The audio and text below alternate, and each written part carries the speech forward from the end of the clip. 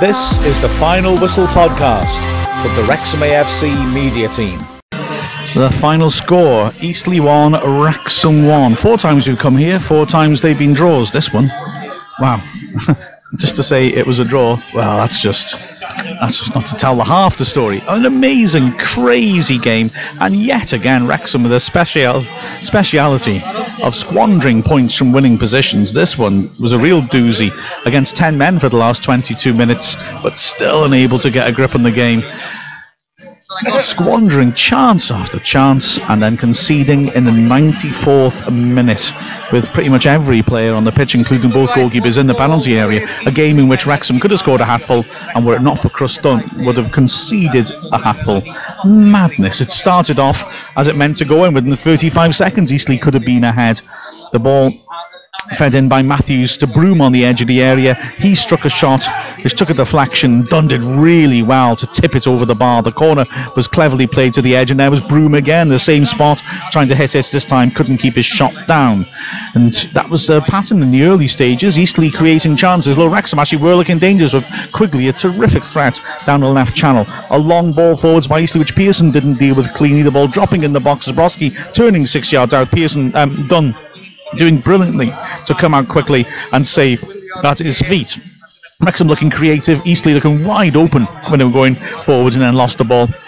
But Wrexham had dealt a blow in the 17th minute when Chris Holroyd just seemed to catch his studs in the turf more than anything else. There was no foul on him and went down. He looked in real distress. He was treated and continued for a little bit, but soon had to admit defeat and come off injured. A real worry. But Wrexham's frustration was soon gone, because within 3 minutes of Holroyd's coming off, they were ahead. Simon Ainge came on alongside Quigley. He jumped for a high ball with Creswell. It evaded both of them. Quigley did well to chase it. He got goal side of Boyce, who grabbed hold of him and pulled him back. Now then, controversial decision. The referee gave the penalty. Was he pulling him back? Hard to tell from our angle, in all honesty. Was it in or outside the box? Quigley was certainly, the first contact seemed to be outside. Quigley carried on into the area, and that was the point where the referee blew his whistle. So a penalty to Wrexham. Quigley stepped up and slotted it into bottom right corner, sending Graham Stack the wrong way, and Wrexham had the lead, and they looked bright in the moments after that. Jennings with the diagonal ball into the box, the ball bouncing rather flatly, an inch from a tight angle, hitting a shot over the bar. It was a decent effort from close range. Then Eastleigh started to come back. Broom swinging in a cross into the goal mouth. A miss-hit shot by Matthews, but Jennings 6 yards out, poking his foot out, deflected it towards the bottom corner. Dunn did really well to get low to his right and save it, and Wrexham then broke up the other end with a wonderful move that should have ended in a good shot on goal, if nothing else. Quigley with great hold-up play. He pulled it back from the left-hand side. Ainge dummied it, and there was Rutherford and Marks on the edge of the area, clear side to goal, but he took a touch and then another and then another, and didn't manage to get his shot off in the end, running into Sam Wood, the fullback. A frustrating squandered opportunity.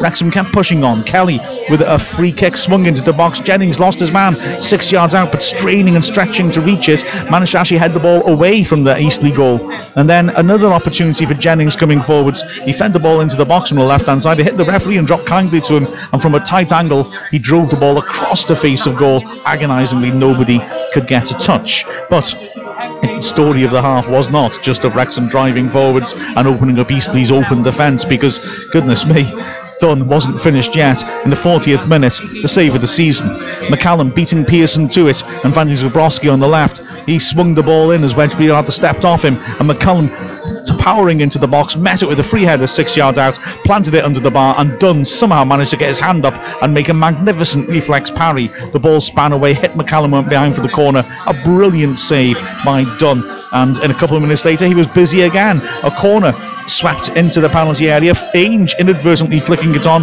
Pearson inadvertently diverting it. Again on target, but Dunn did well to his right. Good hands to get across and hold on to it. The second half started as the first half ended, with Dunn making saves. Within a minute of the restart, Dunn was down at his near post making a decent parry. Eastleigh, who switched to a 4-4-2, really started like a house on fire. The first 10 minutes of the second half, quite frankly, were outrageous, and how there wasn't a goal, I do not know. Eastleigh dominated them and got forward superbly, but they left unbelievable gaps at the back, really took some crazy risks. And even though Eastleigh were right on top, Wrexham had great chances themselves. Matthews driving in a powerful shot from a free kick 25 yards out, done to his right, making an acrobatic parry once more. Then a call to the far post. McCallum, who'd been really good in the air, getting up well, heading back across the face of goal, but couldn't get enough control to put it back on target. But then in the space of 2 minutes, 3 2-on-2 breaks as Quigley burst down the left-hand side, finding all sorts of space down the left channel. Quigley first beating his man, a 2-on-1 break into the box. Surely he had to square it, but he didn't, and the chance was squandered as the defender managed to come back and make a covering challenge. But almost immediately he was at it again on 3-on-2 break, and Quigley beat Boyce to make it 2-on-2. This time he went alone, cut inside on his right foot and slashed a shot over from the edge of the area. And then again Quigley getting in round the back of the defence again, though rather hesitant, and a tackle coming in to deny him. Wrexham just constantly failing to take control of great attacking positions. Jennings standing in a good diagonal to the right flank. Rutherford attacking it on the charge, hitting a good volley, stacked it well to stretch and parry it away over his head. And then 22 minutes from the end came the moment that, well, you thought surely would finally tip things in Wrexham's favour. Quigley doing really well down the left-hand side to tackle Boyce. He caused Boyce problems all through the match, and then Boyce, realising he was in trouble lying on the floor, reached his arm out and grabbed hold of the ball. Maybe he'd forgotten he'd been booked in the first half for a rather reckless tackle on Sam Wedgbury. It wasn't a million miles away from the challenge that saw Johnson sent off for Bromley last Friday when he lunged in on Wedgbury after a heavy first touch. The ref had given him a yellow in the first half and had no option but to give him a second yellow in the second as he stretched out and grabbed hold of the ball. And Eastleigh, who were wide open already, suddenly found themselves playing a 4-3-2, and you just thought surely now Wrexham can control possession and pick them off. But just as they did at Bromley against 10 men, Wrexham failed to control the game, and the 10 men battled with magnificent spirit. So once more Wrexham toiled to really take a grip. Nicky Davidix was brought on, and if he'd been helped by the referee, maybe he would have been the decisive player. Quigley winning the ball and cutting inside once more, feeding it into Davidix back to goal. Maybe it wasn't the best pass to Davidix, but because it wasn't, it invited a challenge from behind. And Davidix, well, there was certainly contact on him in the box. He went down. The referee was very close to play and decided it wasn't a penalty. Would that be a key decision? Because Eastleigh, with their 10 men, continued to bombard Wrexham and put them under pressure. Groom on the right-hand side, swinging a ball in to the near post to Williamson. Done brilliantly quick off his line to make a brave parry with his chest. Then the ball swept in to the penalty area dangerously once more. Manny Smith making a really good defensive header, but Cavan Miley on the edge of the D slashing wildly at it and putting it over the bar, just couldn't get his body shape right. Then a corner in the last minute, swung in under the bar, Dunn attacking it, misjudging it because it looked like he'd been fouled, to be honest, and it ball spinning off his fists and spinning over the bar. The referee added 8 minutes on the first half as players are picking up injuries. In fact, to be fair to Wrexham, despite the frustration of this, their heart and spirit in throwing their bodies on the line certainly couldn't be questioned. Dunn was down 3 times getting treatment. The ref added 5 minutes of added time in the second half, and the first of which Wrexham could have finished it off. Mark Carrington had been brought on to shore things up as a right-sided midfielder. He did really well to combine with Rutherford, scooping a lovely ball to send Rutherford clear down the right-hand side. Rutherford ran along the goal line into the box, pulled it back to Carrington 6 yards out. A great chance for Carrington. Maybe he should have shot, but he squared it to Davidix, who was on his own in the edge of the 6-yard box, and he hit the target, but Creswell made a brilliant block on the line, and Wrexham were to pay the ultimate price for their profligacy. The 4th minute of added time and a succession of corners. Matthews had so many chances to rip the ball in from the right-hand side on his left foot and played so many fine balls in, and this one, with Stack the keeper up, was the decisive one. He just swung it into the mixer basically. There was a crowd of players. Creswell, the big centre-back, attacked it. It dropped loose and he managed to bundle it over the line from inches out, and once again, Andy, Wrexham had a winning position and didn't close it out. It could be very closely. I was just looking at the table now at the moment. We've got 4 games left, which is quite a lot of points, but the top 7 or 8 are separated by 4 points. It's Wrexham have slipped down, and you look where Dover are as well. They're only 1 win. Wrexham were 1 win and 1 loss from being swapped out and dropping out of the playoffs altogether. So it's not a good situation, and it's games like this that are going to do it. It's putting pressure on the players now. If they come away with 2 points, it might have just made that little bit difference. And the difference now, with Sutton losing, it is so tight. If we won today, we've been putting pressure on Sutton and going for that second position, because second and third, obviously, a huge advantage in the playoffs in my book. So, but there's 4 games left. We've got to be positive. There's still 12 points to play for, but it's so frustrating when games like this happen. And I think when all those corners were coming in, before that, I was getting cross with Wrexham, just booting the ball away. Just play a couple of balls in their own half and just pass it and keep the ball. But there's no intention of that. It was boot it long, boot it long, boot it long, just trying to clear it.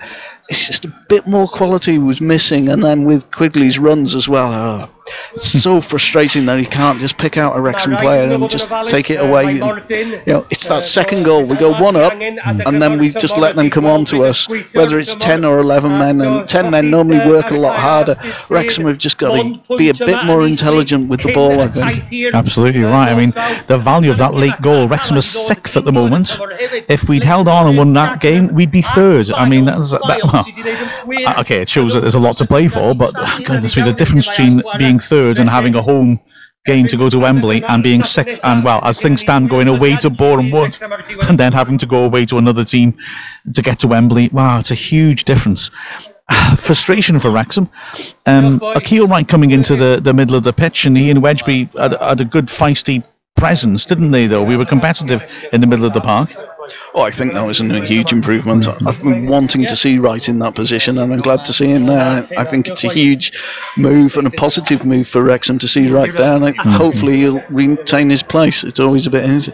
And Davidex and Franks haven't really added to the side. It's just a little frustrating. We've dropped so many points. We could have wrapped up our playoff place by now. Oh, you're not wrong there. Absolutely true.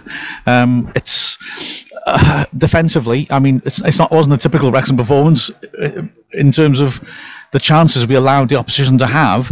There was terrific heart in the team. A number of times the players put their bodies on the line to try and make challenges or make blocks. That was admirable, wasn't it? Oh, very much so. And compared to last season being here, we're in a really good position. But it's just my frustration with that touch of quality that seems to be missing. And I'm not looking for superstars, not looking for players coming out in the Premiership. I'm just looking for players just to be a bit more intelligent with the ball. Absolutely right. It was just, well, the number of times we opened them up, the number of times we got into wonderful positions. I mean, Quigley was destroying Boyce, the right-sided centre-back, until he got him sent off because he couldn't cope with him. Quigley won the penalty from him, won the red card from him, but... Yeah, but the bottom line, we've opened them up so many times. We only scored a penalty. That's terribly frustrating, really. Yeah, and Quigley had the chances just to play the ball in. He should have picked out Rutherford when he was there. It just didn't quite happen, and he just gets head down and he's going for goal, and it's not great. No, absolutely. Huge frustration. You named Chris Dunn as man of the match during our broadcast on Callan FM. I think that was a fairly straightforward call for you, I think, wasn't it? Yeah, and to be fair to Eastleigh, they could have had 3 or 4 against us without some of these saves. It's sort of, and that's where the real frustration is. It's a draw, but Eastleigh will look at it and think, well, we had some good chances, and the keeper's made some good saves, and that's a true reflection of the match. It's just that Wrexham need to create more in the final third, and I think that's been the problem all season. Absolutely. Not in this case, because we've often complained about lack of creativity, and in the past it's been that we've been so deep we haven't been able to create. Well, we got into those wonderful creative positions today, didn't we? It was just the actual ability to pull the trigger or play that final ball in that really was lacking, wasn't it? Yeah, and Davidex with that chance in the last few minutes, that just buried it. I would have sent the Eastleigh fans home out the stadium and end of story, and we'd be sitting in 3rd position, and now we're just, and look where Dover are. They're only 1 win from taking our place. Tuesday night, massive match. Absolutely. There's too many ifs and buts about this season. Wrexham need to find that winning habit soon. And at this level, perhaps you are going to win 1-0, and you've got to close these games out. And the way you close the games out is when you've got the ball, you hold it up and you just move it around your back 4, your midfield, and you just frustrate the side, and then eventually as they push on, you create. And it's not happening in Wrexham. It was Eastleigh all the way in the second half. I see. That's something I was referring to in the commentary. Something we've never done is change our shape at all this season, I recall, to like a 4-5-1 when we're struggling to control the ball in midfield or looking to close out a game, pull off a striker, put a third midfielder in just to try and get a foot on the ball. And I thought we might be doing it when Carrington came on, but actually we put him on the right side of midfield and sent Rutherford up front, so we kept the 4-4-2. And I just wonder whether that might be worth exploring perhaps a little bit in those situations. Like today, we're against 10 men, but we're still getting outplayed and struggling to get hold of possession, whether making a change, and I appreciate it's not something they work on in training, but just putting an experienced player at Carrington in just to keep the ball circulating around might be an idea. I mean, he's a talented midfielder. So why couldn't you there? I would have probably brought off Ainger and put Carrington in midfield with about 10 minutes to go. And it's a negative football, but it's also good football in some ways, that you just say, hang on a minute, this isn't working. And suddenly we've got an extra pair of feet in the midfield where Kelly and were working their socks off in there, but they didn't win the ball. Yeah, exactly. Paid the price there, failed to close things out, and, well, as a consequence, our playoff spot looks as precarious as ever. With the final score of Eastleigh 1, Wrexham 1. We've been Mark Griffiths and Andy Parkinson from the Wrexham media team. This is the Final Whistle podcast from the Wrexham AFC media team.